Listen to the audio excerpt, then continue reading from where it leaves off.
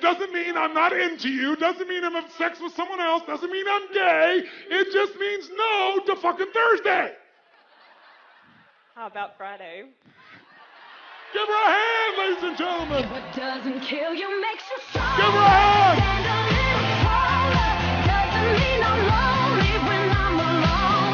What doesn't kill you makes you fighter. What does keep it lighter? Doesn't mean I'm over.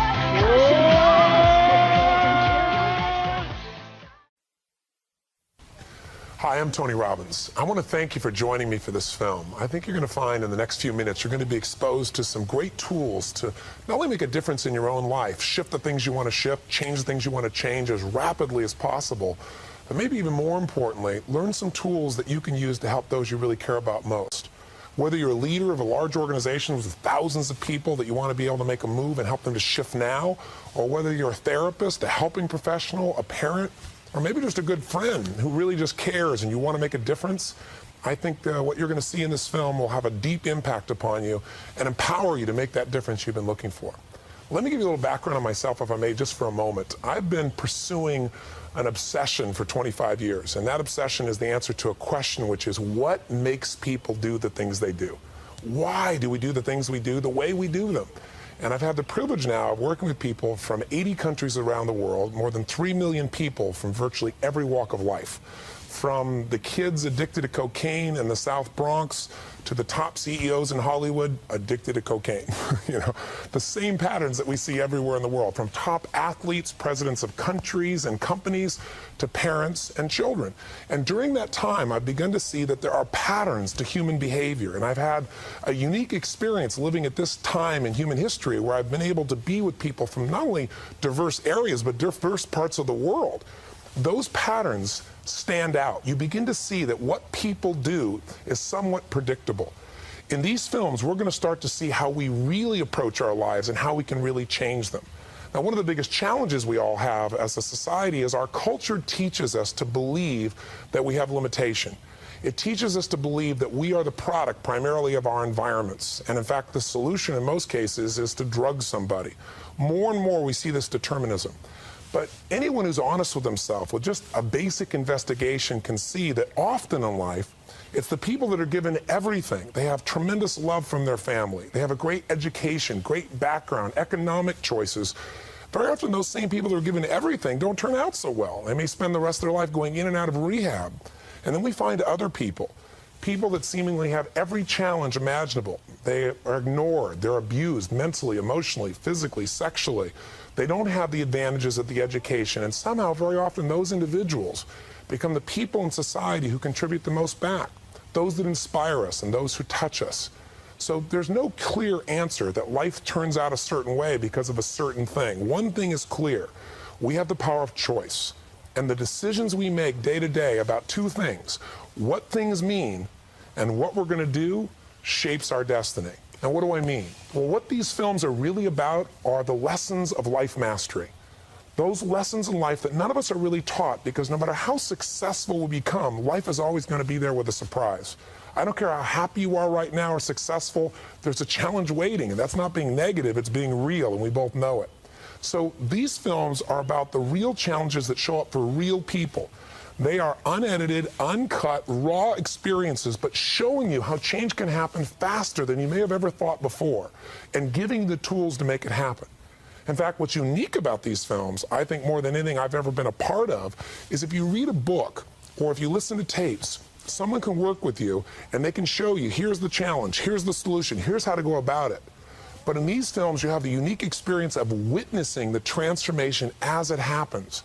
And as you witness it, you get a chance to experience it within yourself, and then you have a chance to go back and master it. That is to make these same changes in yourself, and maybe if you'd like to, be able to use the tool to help someone else that you really care about. There is one challenge, though. Normally, when you sit down to watch a DVD or go to a movie, they've spent $200 million to make that thing.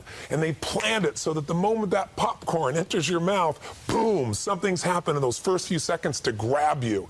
I mean, the explosion goes off, you know, the bank robber breaks out. There's that sensual tension that you know is happening between these two people, and something's going to happen. Well, life's got a challenge. It's messy.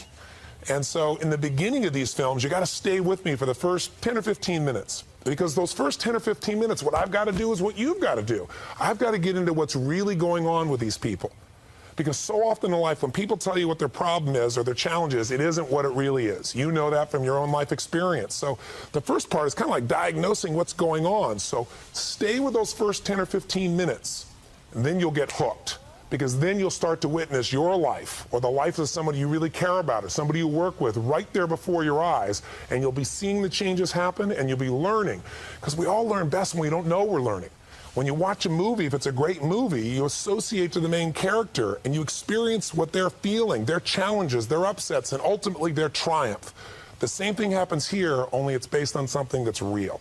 Now, the final thing I'll tell you is this, that you also have to be aware that I'll do anything to help someone to break their pattern. Because what stops us are these limiting beliefs, these limiting behavioral or emotional patterns. And I'll do anything. I'll make myself look like an idiot. I'll be silly, stupid, weird, bizarre, gross, sexual, anything.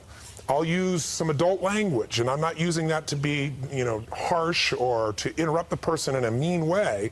But if you know anything about the tradition of Freud, he understood that most of us use language as a defense mechanism to kind of stay in our box. If you ask somebody, how's it going, very often they'll say things like, oh, pretty good. And it's not good at all. If they were to be honest, you get very different language. So to break that pattern, I'll use words that'll be more provocative. If I said to you something like your rear end, you have one reaction. But if I use the word ass, it may jolt you. And obviously there'll be words that'll be a little more intense than that. And finally, the narrator here is Chloe Madonis. Chloe is a world-famous psychotherapist and trainer of psychotherapists around the world. If you're a therapist, I'm sure you know who she is. And her job is not to entertain you, but as we're doing this, to point out what we're doing so you understand how to make the shifts that are occurring in yourself and in the other people that you might want to help later on as well. This is one of a series of films. This is a system. Lessons in Mastery. Each one promises a different set of lessons, a different set of skills, and a different kind of transformation for you or anybody you want to share this film with who's watching. I will tell you that in life, at different stages, we're interested in different things. It's maybe right now your business is going really great, so you're all excited about that, but maybe your personal life is not quite where you want it to be. Or if your personal life's great, maybe your intimate relationship's not where you need it to be. Or if that's great, do you have enough time with your kids? If that's great, what's happening with your health? If that's great, what's happening with your finances? So at different times, different things will appeal to us, but you'll find that each film has a universal lesson, one that can penetrate beyond the facade of what we think we want right now and to what we really need. Because the base of this all is really understanding human needs. When you understand that, you can experience not just achievement, not just success, not just happiness, but fulfillment. And that ultimately comes not just from meeting our own needs, but finding a way to really serve beyond ourselves. Growth and contribution are the ultimate human needs. I hope as you watch, you experience that expansion of yourself. And if you do, I hope I have a chance someday to meet you and hear the story of how you've used this to make a difference. This series of personal transformation films is a comprehensive system for creating change in your life as well as helping others, covering topics such as creating passion in your life, growing and enjoying your relationships, intelligent parenting, living your true purpose, overcoming personal loss, finding inner strength, making life decisions, and creating leadership in times of crisis. In this film, you're going to witness not only the transformation of one woman, a woman who made an ancient decision that had controlled her entire life, late into her 60s, but you're also going to see how making new choices by transforming herself, how she's been able to transform literally 4 generations. And you begin to understand how you can make similar decisions now. Because no matter who we are as human beings, there are decisions we made at some stage of our life that are still impacting us. For many of us, we're living a life today as an adult that we designed at 17 or 12 or sometimes as little as 5, 6, 7, or 8. The essence of our life is being driven by the same beliefs that we developed back then about what life's about and who we are and what we're supposed to do with our lives. When we shift that area of our life, that originating thought, everything shifts. The greatest shift is we have the opportunity to reclaim our true identity as opposed to whatever the environment has conditioned us to believe. So I hope that this will have as much impact on you as it did me as I had the chance to work with Lisa. So please join me now with Dr. Chloe Madonis. I'm very happy to share with you this film about the work of Anthony Robbins.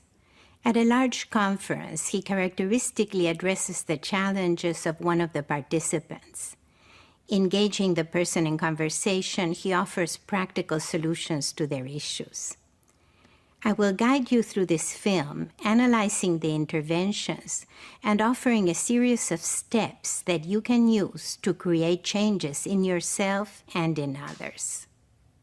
If you ever feel constrained by your identity, if you find yourself not being able to do things that you think you might be capable of doing, it is most likely that there was a time in your life in which you made a key decision that has shaped the way you look at life, the way you interact with people, and the results you're getting today. If you want to expand your ability, your choices, and your freedom, you will find this film extremely valuable. The film is also a story of a family in crisis and how one individual's decision can influence not only themselves, but generations to come.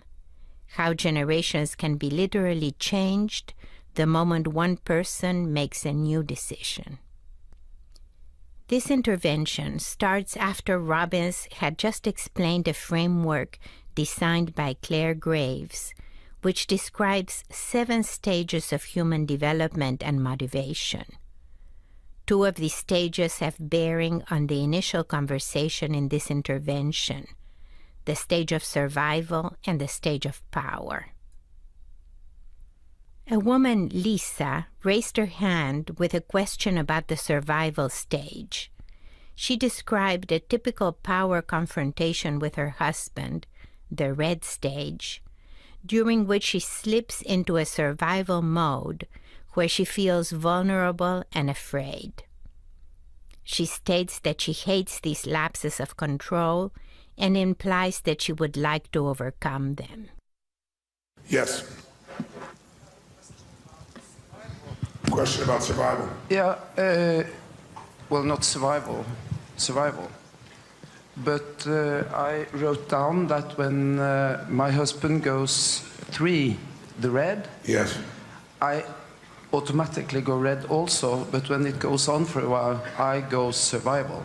I go kind of, Yes. This is a matter of life and death, and if I'm not going to be, in one way, it's life-threatening. It isn't. Right, really. but it feels like it is. It feels like it is. Yes. He wouldn't hurt me for anything. And what happens when you do that? I cry, I get scared. Yes. Yes. I get... What does he do? He gets confused.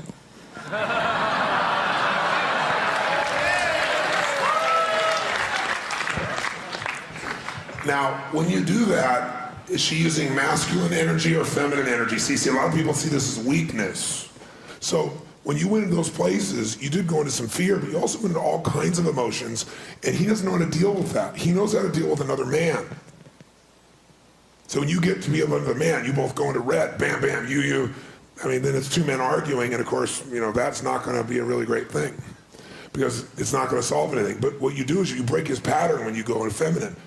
Robbins immediately challenges Lisa's assumption that vulnerability is weakness. Vulnerability can be a source of power in the same way that sometimes there is weakness inherent in a position of strength. Every person, to have balance in relationships, must be able to sometimes be vulnerable and sometimes be strong.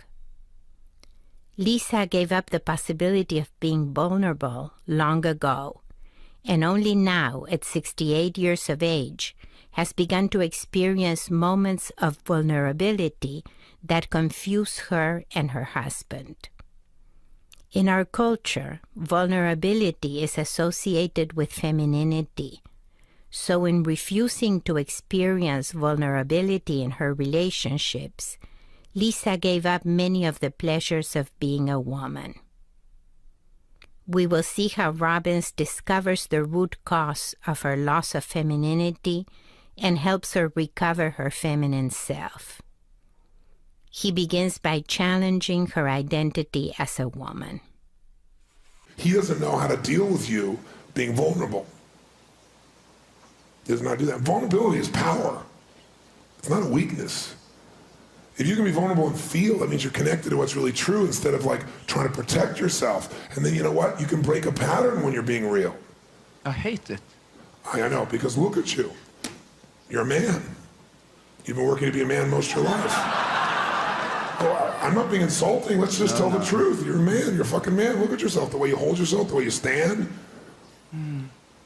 Tell me I'm wrong. I'm not making criticism, honey. I don't have any criticism. I want you to have what you deserve. Now, maybe you're masculine inside. I don't think so. You just described to me what you do under enough stress. That's not what a masculine energy does, enough stress. It gets more intense. Robbins uses intense language as a way of breaking through formalities and niceties in order to quickly establish an honest connection. In these first few minutes of talking with Lisa, Robbins has already discovered her core issue. Here he offers a story that is a metaphor about the power of vulnerability. The story counters Lisa's view that vulnerability is weakness. It is also designed to address all the people in the audience who share this belief.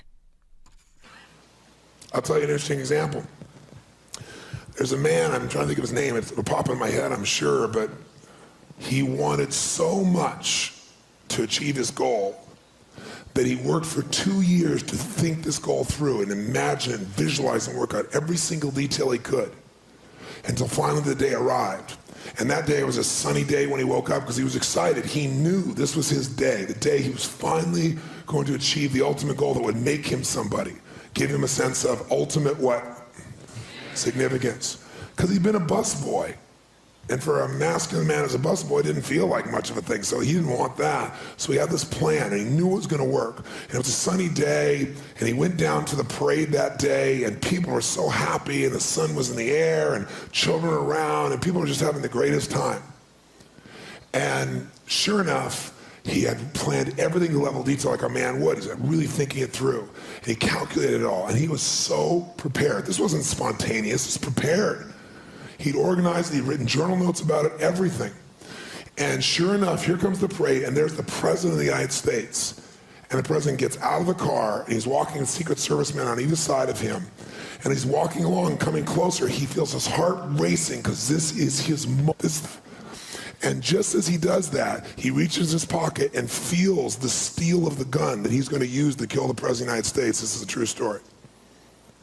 And the President is now coming to him, and the President is almost within his range, just close enough, but he wants to be certain he can kill him. And he gets the gun, and he's got his hand on the gun, he's about to pull it out, and he's going to fire on the President because the Secret Service guys are distracted aside. He's right within point-blank range. And just as he does it, he feels the excitement of that moment, the uncertainty of it, the sense that significance can be here, and the certainty that he can do it all at once in his body. And as he goes to reach, all of a sudden, bam, something hits him, and he whips around. And he's so angry because somebody's interrupting him in the peak of this, because men don't like it when you knock them out of that state and they're doing shit. They can only do one thing at a time. Can't kill somebody and have a conversation. So he whips around so angry, and there standing is this really soft, beautiful, gentle, grandmotherly-like woman, purely feminine. And she looks at it, and he looks at her, and then he looks back at the person coming here, and she grabs him just real arm, and she said, oh, I'm so sorry. Are you okay? And she gives him all this feminine love and connection. And his hand's on the gun, and she's touching his arm, and she's looking at him like this with all this love and connection, and the President's coming, and he took his hand off the gun. And Arthur Bremer wrote in his journal that it was the moment he planned for 5 years. His entire life's goal was there. But he just couldn't do it because she was so sweet, and he never had somebody be so loving to her, and he couldn't make her witness that. So he spent the next 2 years, instead of killing Richard Nixon, he went out and shot Governor Wallace. And he's still in jail to this day. He didn't dislike Richard Nixon or Wallace either. He called Nixon Tricky Dick. He thought he was brilliant. But toothpaste had more significance than he did. So he'd die for it. The power of connection and love, the power of vulnerability can stop a killer. Robbins now has Lisa unconsciously identified with the beauty and power of a grandmotherly type woman, which she is, and through the story has recognized her ability to influence others. And that's your power, and you think it's your weakness. That's why you dress the way you dress, that's why you hold yourself the way you hold yourself, and that's why you really are fearful, because you've been living a life that you're not. Right now, I think I'm confused. She's confused!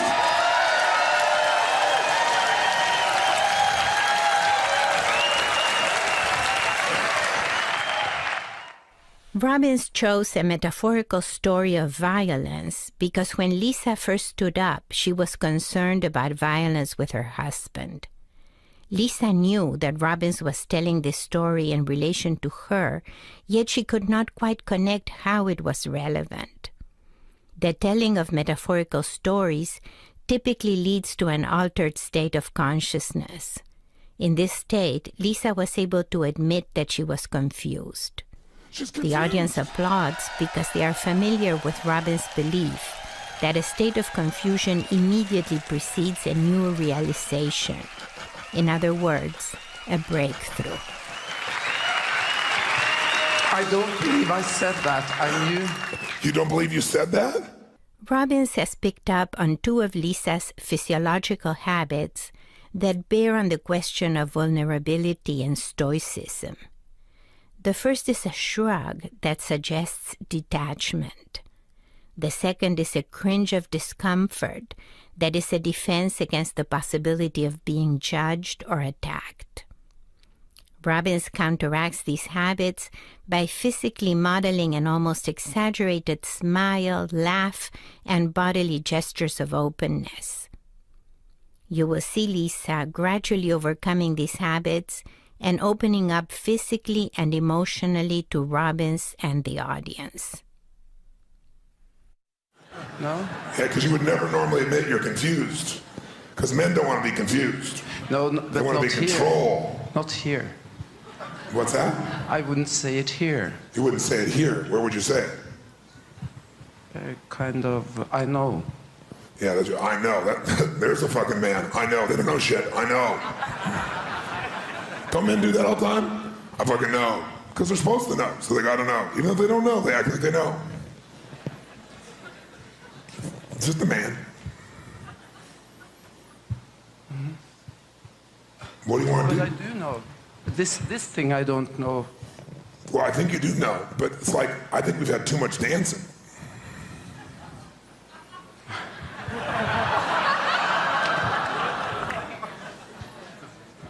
Yes, maybe. How often do you dance naked around the house? And play with yourself?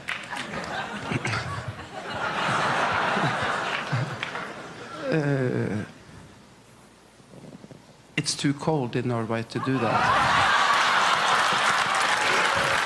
Robbins uses dancing and direct conversation about sexuality to disrupt old patterns. Because his comments are not expected in normal, polite conversation, they interrupt Lisa's well-oiled, habitual patterns and provide an opportunity for new input. There's a fucking man. There's a fucking man thinking logically about the flow of emotion. No, honey, you can't do that now because it's too cold.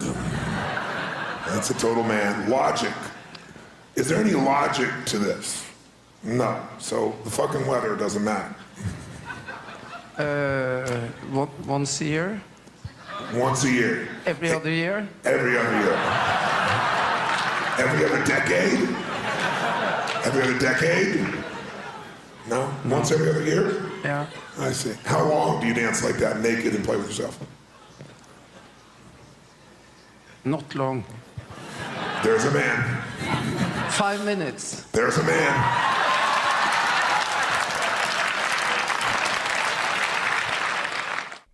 Robbins unexpectedly introduces the idea of dancing as a metaphor for feminine spontaneity. Lisa could have flatly responded that she never dances alone, but she didn't do that. She said once a year, so Robbins sees the feasibility of exploring her femininity. He escalates by adding the image of purely feminine, uninhibited abandon. Lisa responds with humor and so loosens up physically and emotionally.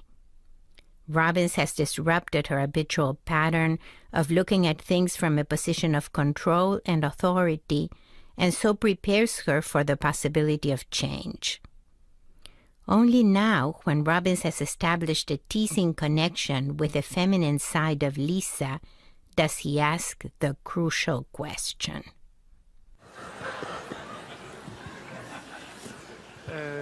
Tell me about your father. My father was huge, very tall and very fat. Tall and very fat. What was he like, though? Do you know? Yeah, he was, he had rules. He had what? Rules. Rules, yes, There I were can see rules that. and regulations. Rules about what? Regulations. Not just rules, rules and regulations. So did he live by those rules or did he impose them? He lived by many rules, but some of them, like stealing and lying, he wasn't too strict upon. But when it was me, it was very strict. I see. How did you respond to these rules? I sabotaged them sometimes, and then I got beaten. Yes. If I got caught, I got better and better at not being caught, but I got caught. Yes, I can see that. And when you got caught and you got beaten, what did you do to deal with it? I didn't laugh, of course, but I couldn't care less. That's right. You got harder, didn't you? Mm-hmm. And tougher. Mm-hmm. So you became a man to try to survive. Mm-hmm.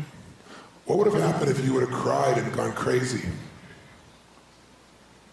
What would he have done? You don't know. I have a guess, because my sister cried and he stopped. That's right.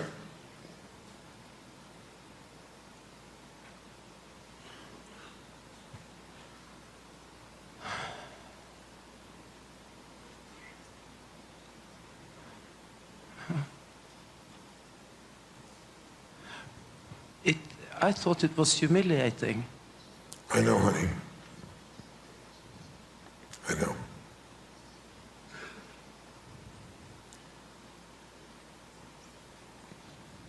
But I didn't want him to win. I know, honey. Mm-hmm.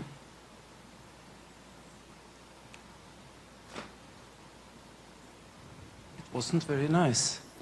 It was horrible. It was abusive. It was wrong.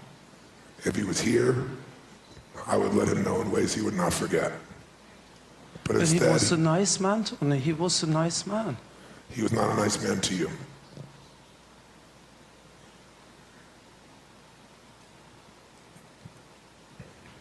I loved him. I know you still do. Mm-hmm. So you became like him, but just not as an unjust. Because you loved him. And you figured he wouldn't respect you if you bent. So if you couldn't have love, at least you have connection. And if it was violent, at least it was connection. Because it's much better to have violence and be significant enough to interact than to be ignored. Isn't it? And I consider it kind of courageous. And he was very much into that. He was talking about courage all the time. Yeah. So you try to become his son in order to get his love. Yes. Did it work?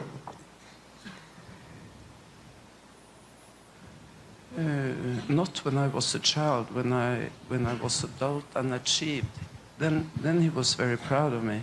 How many saw her face change just now? Raise your hand if you saw it. In the last few minutes, we have learned everything we need to know in order to understand Lisa. 60 years ago, she made the decision of how to respond to her abusive father. Only now, in relation to Robbins, in the presence of more than 2,000 highly supportive people, does she suddenly understand that there had been a choice to be made. Let's look at Lisa again as she has this insight. You don't know. I have a guess because my sister cried and he stopped. That's right.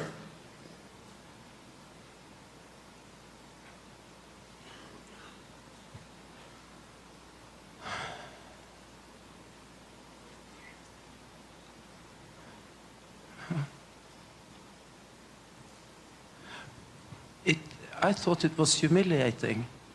I know, honey. I know.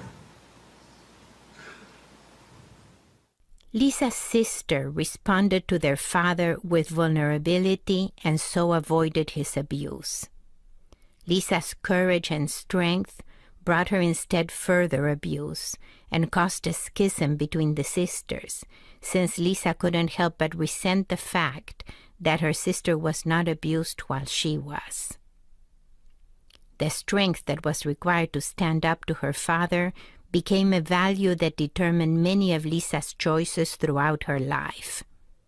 By the same token, Lisa rejected her sister's choice of vulnerability as a source of power, and therefore we can anticipate that Lisa will reject this choice throughout her life. Robbins now inquires further into Lisa's history as a young adult. I went to school with only boys. You went to school with only boys? At the veterinary college at that time, it was only men. And of course, I didn't participate in all the boy kind of things, like... Right. So your connection, but you've always wanted love. You've always settled for connection, haven't you?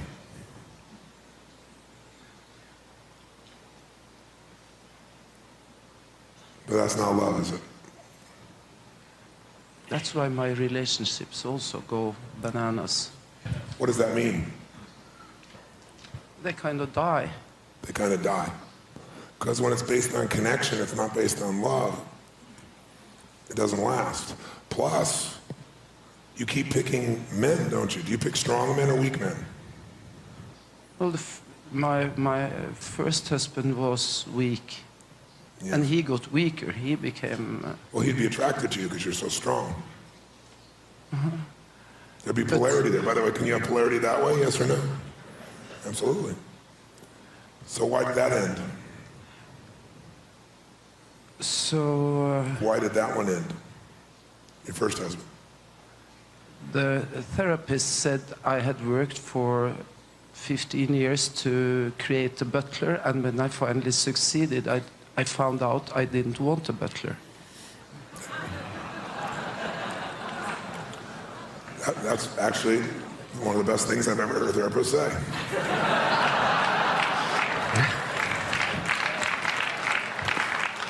That's right. You got yourself someone you could control and direct and would meet all your needs, which is what you thought you wanted, because at least then you wouldn't have fear, right? But all that did was make you more masculine, and then you were bored. So then, what was your second husband like? Did you get a masculine man this time? No. No, same thing again? In one way, it's kind of like the passion goes away. Do you have children? Yes, I have 2 children. Boys or girls? 1 boy and 1 girl. Robbins is following certain steps to help Lisa reclaim her full identity. First, he playfully challenges Lisa's limiting identity and gets the audience to encourage her by cheering and laughing at the right moments. He questions her femininity. The second step is to discover the key decision that predisposed her towards the present circumstances. One of the ways of recognizing the key decision is to entertain the other alternatives that had been available at a crucial time in her life. For Lisa, her key decision was rooted in early childhood in relation to her father's violence. It is important also to understand the way the key decision served a purpose at the time. For Lisa, it was a way of avoiding humiliation, connecting to her father, and differentiating herself from her sister. The third step is to emotionally connect to the negative consequences that the key decision has created for the person's most significant relationships. In a moment, you will see Robbins asking Lisa about her son. The next 4 steps will be explained as the conversation progresses between Robbins and Lisa. Robbins will now ask Lisa about her son, anticipating that her relationship with him would have been affected by her relationship with her father. Does he know what he's here for and just make it happen, or is he running around so... No. He knows. He's a chiropractor. He runs a nice practice. He knows, but he has difficulties in the relationship to his wife. Yes. She left him. She what? She left him. She left him. Why do you think? Why do you think she left him?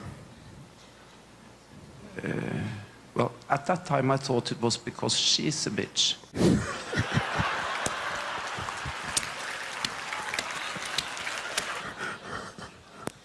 But what do you think now? Why did she leave him? Maybe it's the same kind of thing. What same kind of thing?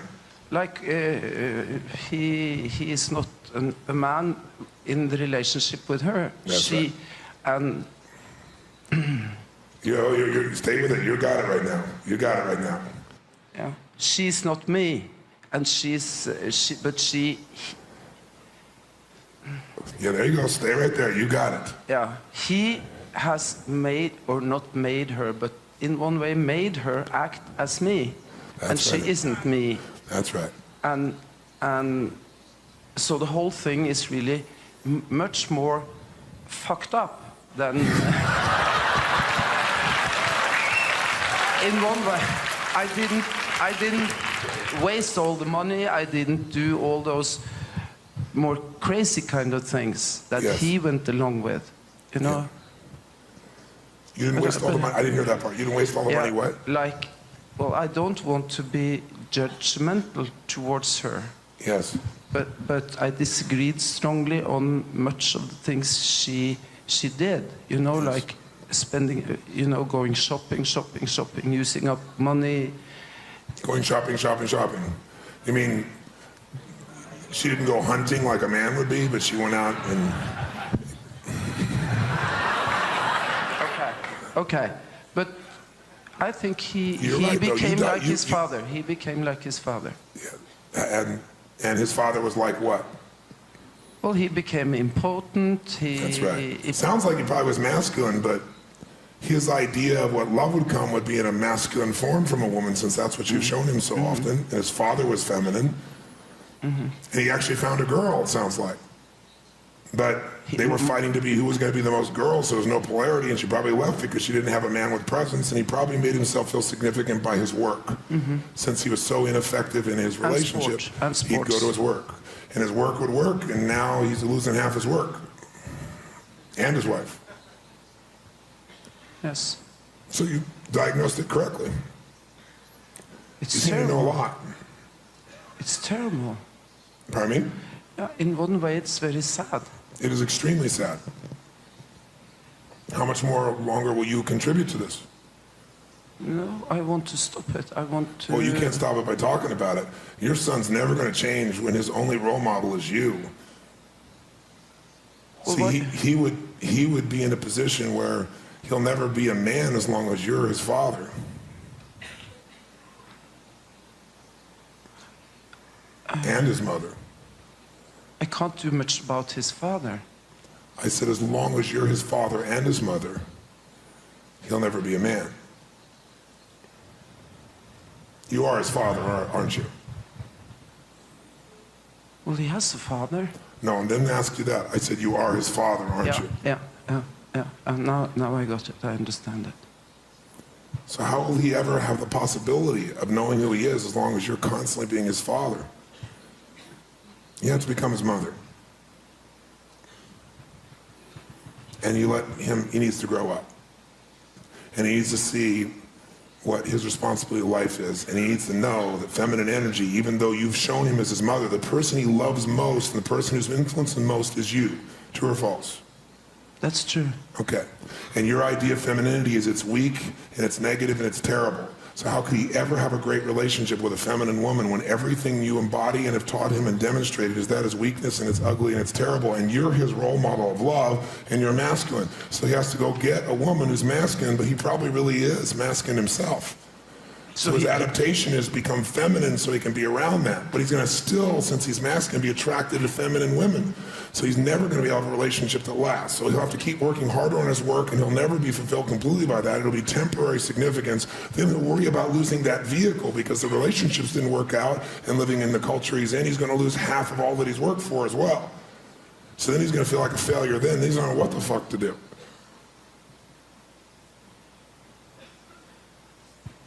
Yeah. How many follow this, by the way? I'm curious.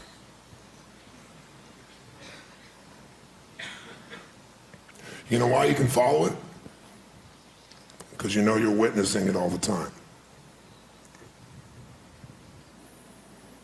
Because I'm just pointing out what you've always seen but had no words for it. Or different words. So you're the linchpin in the whole thing. So frankly, you know, if you don't give a shit about yourself and don't want to really be who you are, that's okay with me. But to fuck over your son, who you love so much, that's a fucking problem for me. I think it is for you too. It is very much, and I so much want to be there for both him and my daughter and the grandchildren. I'm afraid to ask about your daughter. Is she a boy or a girl? How does she live? Not what is she? I know she's a girl. How does she live? I think she has problems as well. Well, everybody has problems. That's a sign of life. But what type of problems? Does she live as a boy or girl? Has she rebelled because she doesn't like the way you are and become a woman? Or has she modeled you also? Of course she has in one way. She what, I'm sorry? Of course she has in one way. In one way modeled you or rebelled Yes. against you? She has not rebelled against me. Yeah, so you got two kids because you're so strong, you got them to comply. So what are we going to do here?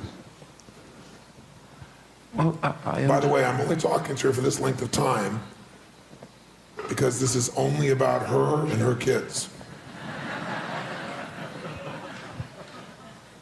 Each person who stands up to speak is a metaphor for the situation of many people in the audience. Robbins uses the lessons of these individuals to teach everyone in the room. Mothers, I hope you're listening. Fathers, I hope you're listening. All those in this room who have mothers and fathers, I hope you're listening. Or who have had mothers and fathers. Because that's who this relates to, just in case you're interested. Robbins has now gone through step 3, emphasizing the negative consequences of Lisa's choice on her son's life as a way of motivating her to commit to change. Early in her life, Lisa had decided to derive power from the strength of stoicism, and so had forever deprived herself of the possibility of enjoying the power that comes from vulnerability and the femininity that is associated with it. Robbins believes that she still has the choice and is willing to help her open to new possibilities by expanding her range. But first, she needs to make a commitment to correct the negative repercussions of her key decision. This is now step 4, obtaining her commitment to change. Are you and I, are we responsible to do something about this since we have this awareness and understanding? Yes. Or should we just fuck it over and just Yes. go, well, Yes. it's over and nothing can be done? No, that's one thing I really, really want to do something about. I know that. So that's why I'm staying with you on this. because there are about 20 other things I need to do, and it's changing the time frame, but I think this is too important. I think this is more important than what we were going to do in some ways. I know it's more important for them. And I know that if you don't do this, you won't be able to live with yourself, which is already how you felt, because you've known this even though you couldn't word it this way. At some level, you've known this, have you not? And you felt guilty about it, I assume? Yes. Yeah. Now, can I just tell you something? I've been very intense here, and you know that I'm not harsh with you, but I've also been intense in terms of putting this on your shoulders. But I have to remind you that I love that you are willing to do something about this, and you're so committed, and you will. Now that Lisa has faced the worst consequences of her key decision on her children, Robbins moves on to step 5, building up Lisa's emotional resources. Once one has recognized what is wrong, it is important not to get sidetracked by feelings of guilt or shame. Robbins will now acknowledge Lisa's successes in raising her children and will recognize the ways that her key decision has served a positive purpose. In this way, Lisa will build on her successes. This was all part of a stage that was important for everybody. And you're never going to know why. And you don't have to. Your son's gift from all of this is he's in touch with the sensitivities of life. And because of that, the feminine side of him is well developed. If all we do now is get the masculine side well developed, he'll be the best man he could possibly be. Because the truth is, we want to develop both parts of all of us, don't we? That makes us more whole people. We just want to make sure when both parts are developed, we live primarily in our essence and we have access to the other. If I was just masculine, you wouldn't be listening to me. No. And most of the people here, most of the women here certainly would not listen to me. But they've seen there's all this femininity as well. There's a feminine energy, there's a caring, there's a sensitivity in me that's gigantic. And there's a masculine part that's gigantic. Since both are so developed, I can go back and forth for whatever needs it. But what guides me is this sense of mission, which is a masculine force. And there's a discipline and a focus to it. So we wanted to have both. So can I just remind you that you gave him beautiful gifts? Is you've given him a sensitivity most men will never have. And every woman wants a man who is masculine but is also feminine. They want to be with a man who cares and has the sensitivity of a woman also, but is strong enough to be their man. So you've given him a gift that most men don't have. So I think I have to honor you for that. And your daughter has some strengths she wouldn't have if you weren't her mother. So please take in what you have succeeded at. There you go. Because you can only build on success. Do you agree with me or disagree with me? I entirely agree with you. That's why I think it's such a pity with my son, because he has all those qualities. Yes. So and he's beautiful. So let's just help the next stage. And we're not going to change it all, and your job is not to do it. He's got to find his own way, but you can assist. I think what you have to do for both your children is you have to acknowledge their gifts or they won't hear you. They need to know that they have gifts, because right now they know their weaknesses. They don't even know what their weaknesses are, they just know they're there.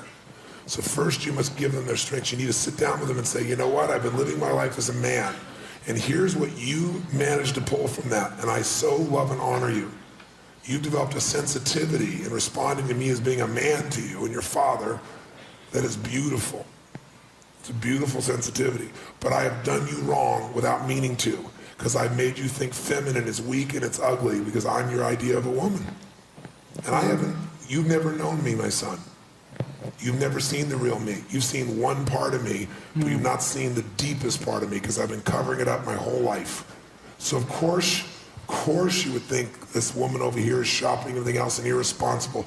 And if you'd been successful to make her like me, then you would have had a terrible relationship too, because then she'd be totally responsible and you'd be bored silly. You'd have a business partner. That wouldn't have worked either. I'm just learning these things, and I don't have the perfect answer for you. But I've got to tell you that your mother's a woman. And when your dad comes at me and he's strong enough, I fight, you see, but then I go inside and I get a little scared and have these feelings and stuff, and I've been hiding those even from myself. Will you take me shopping?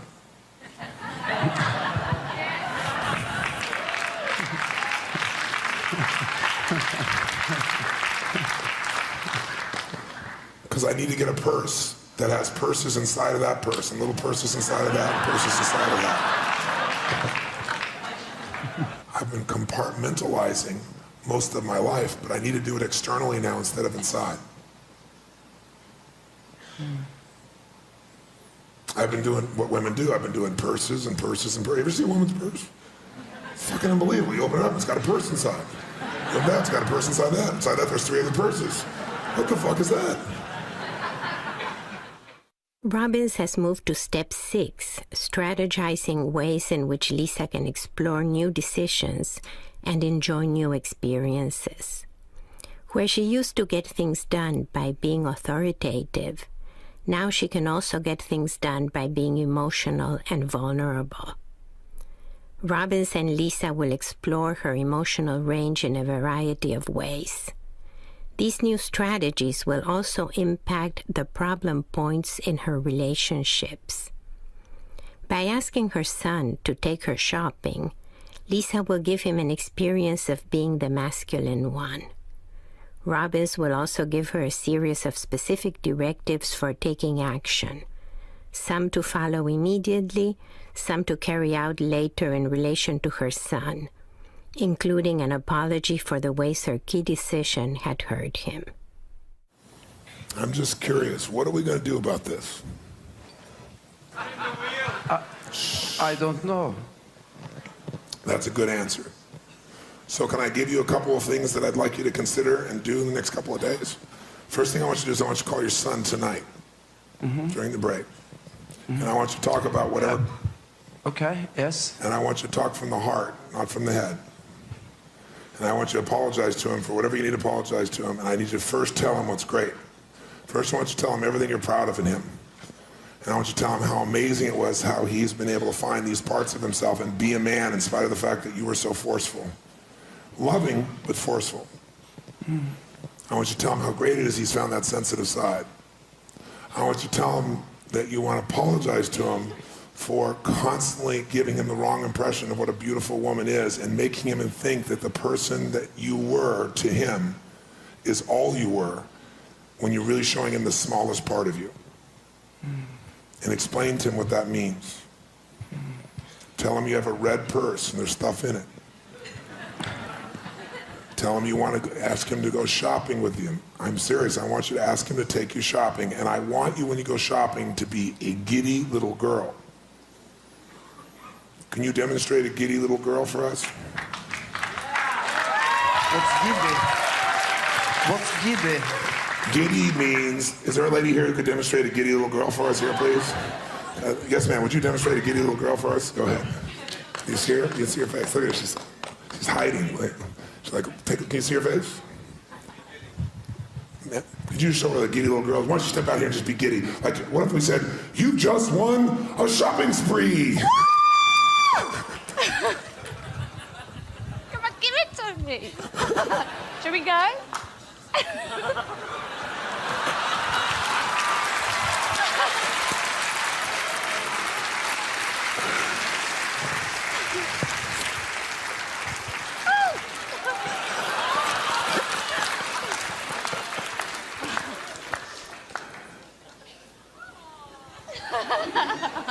That's it, you're doing good. Should we go shopping? Yeah.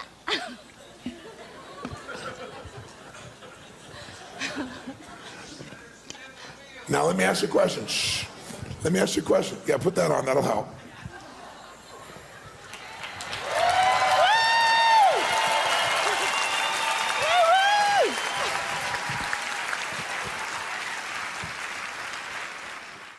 Robbins takes Lisa back to the time when she still had more choices of who she was going to be in order to reconnect her to all her possibilities.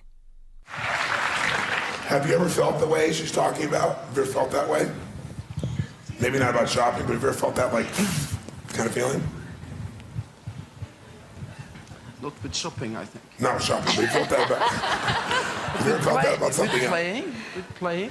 Yeah, feeling like playful. Have you ever felt, like, excited inside? Like, really, like a little girl excited? No.